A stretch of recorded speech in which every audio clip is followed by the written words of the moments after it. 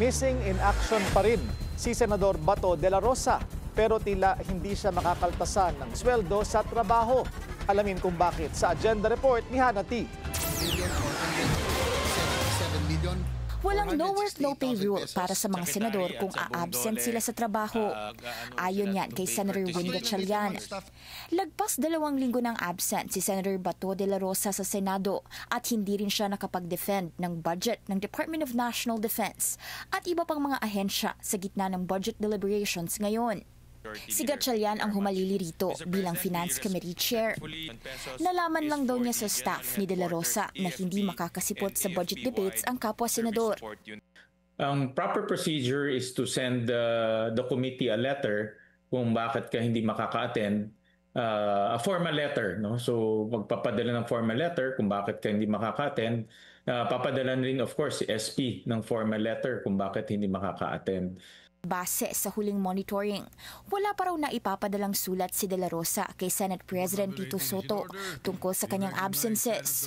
Pagdating sa mga kawani ng gobyerno, nakadepende ang kanilang pay sa kung ano ang employment type nila. May leave credits ang mga permanent employee para naman sa mga may job order o contract of service. Babayaran lang sila kapag may na-render na trabaho.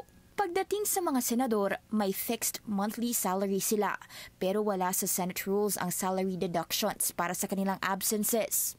I think pag sa mga mambabatas, iba yung application. No? So sa pagkaalam ko, walang ganun na application kasi in-expect nga na kung hindi ka papasok, diba kung session, hindi ka nag-attend, nagpapadala ka ng excuse letter, ba may sakit ka, like for example, si Senator Camille Villar, nanganak siya, cesarean pa. So, obviously, matagal-tagal yung kanyang recovery. So, may mga ganyan na cases. Nitong Nobyembre, lumitaw ang report ng Ombudsman na may ICC warrant na raw laban kay De La Rosa. Kaugnay ito sa pagiging hepe niya ng PNP nang ilunsad ni dating Pangulong Rodrigo Duterte ang kampanya kontra droga. Nasa ICC custody ngayon si Duterte sa The Hague, Netherlands at nahaharap sa kasong crimes against humanity. Una nang ikinadismaya ni SP Soto ang pag-absent ni De La Rosa sa budget deliberations. Hindi rin daw sila nagkakausap simula November 11. Nang tanungin kung dapat na bang mag-craft ang Senado ng rules o patakaran tungkol sa no work, no pay para sa continued absences ng mga senador, sagot ni Gatchalian, idadaan daw nila ito sa caucus para mapag-usapan.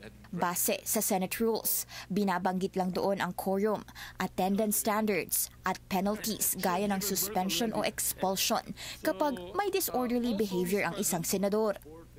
Para sa Agenda, Hannah T. Billionaire News Channel.